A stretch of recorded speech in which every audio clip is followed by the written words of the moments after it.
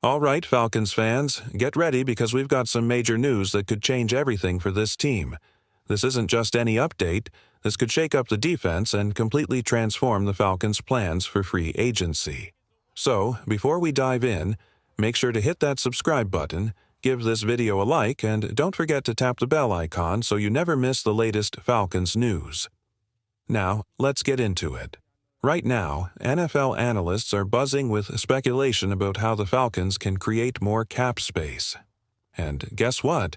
A bold new trade proposal is making headlines. Bleacher Report suggests that longtime defensive leader Grady Jarrett could be traded to the Arizona Cardinals. Yes, you heard that right. One of the most respected players on this team might be on the move, and there's a big reason why. The Falcons are currently over the salary cap by about $5.3 million, which means they have to make some tough choices before free agency begins. And while Jarrett has been a key player for nearly a decade, his contract is one of the biggest challenges for the team's financial flexibility. If Atlanta trades him, they could free up a massive $16.3 million in cap space, money that could help them sign key players where they need them most. But here's the thing. Jarrett still brings a lot to the table. Even at 32 years old, he remains a dominant force on the defensive line. Last season, he played every game, racking up 53 tackles, 9 tackles for loss, 18 pressures, and 2.5 sacks.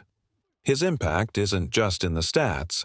He's a leader, a two-time Pro Bowler, and one of the most respected voices in the locker room.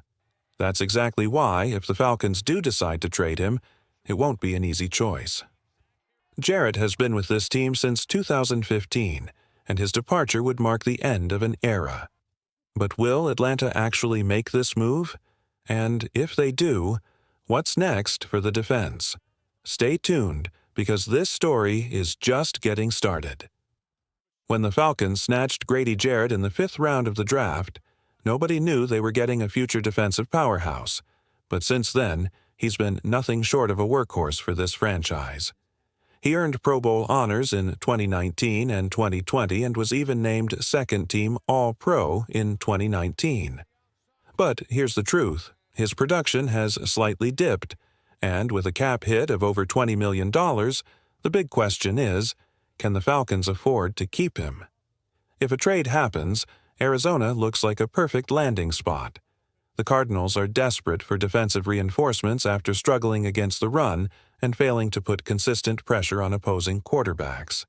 Jarrett could be exactly what they need to strengthen their defense and create opportunities for their linebackers to attack. And let's be honest, if Atlanta can land a solid draft pick in return, it's a win-win situation. Now, some fans might ask, why not just release him instead of trading? The answer? Financially, it makes no difference.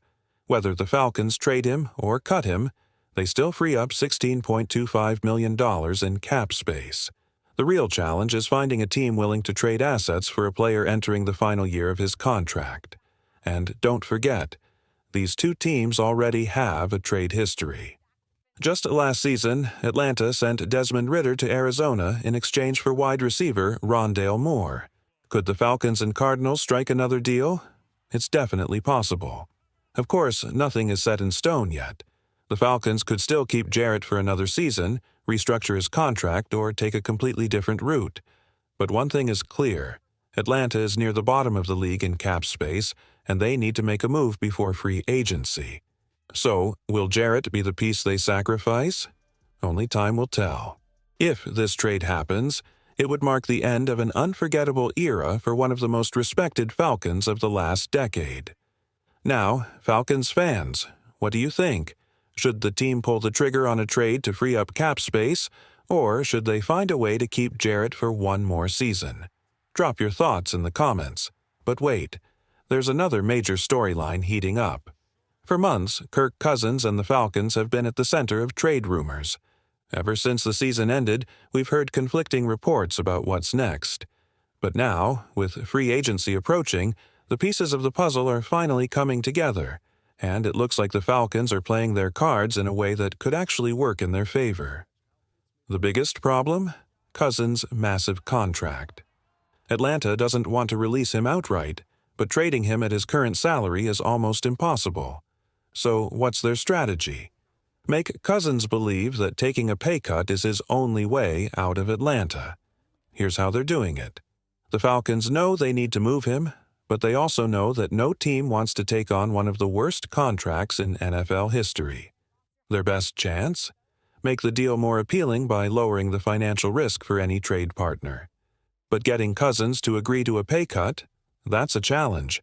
So, Atlanta is playing the waiting game, letting the market take shape before making their move. They're applying pressure, making it clear that if Cousins wants out, he has to cooperate. However, this strategy comes with a major risk: waiting too long.